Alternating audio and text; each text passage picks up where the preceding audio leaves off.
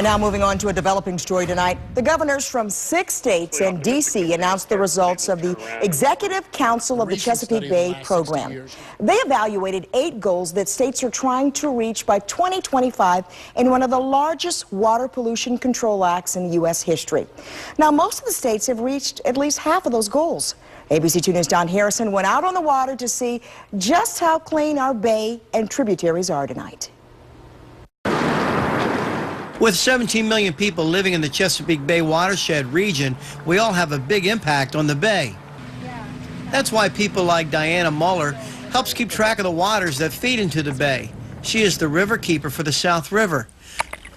Diana is responsible for keeping track of the water quality in the South River so we can tell actually how the progress of the bay cleanup is doing.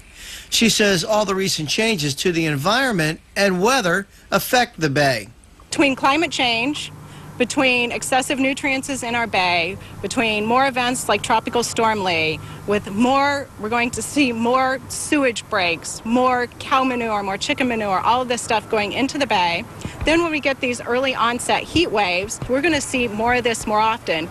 Diana is watching dead zones in the South River, and she sees effects from the western shore and the eastern shore on the bay.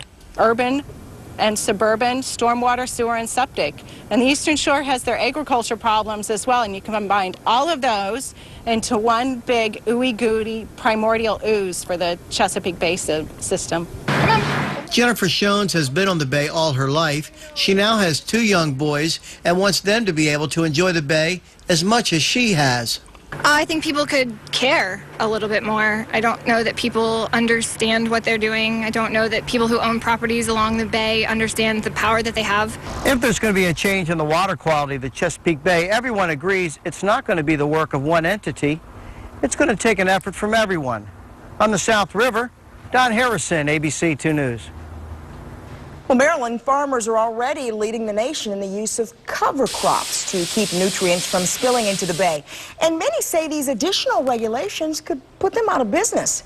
The state plans to keep livestock owners from spreading manure for 4 months out of the year.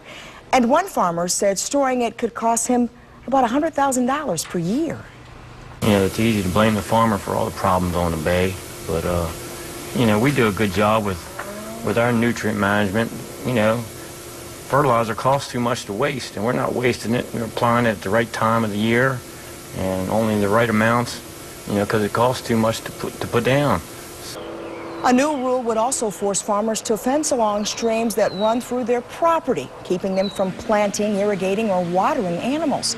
Critics say that could result in a federal lawsuit for taking away the use of their land without compensation.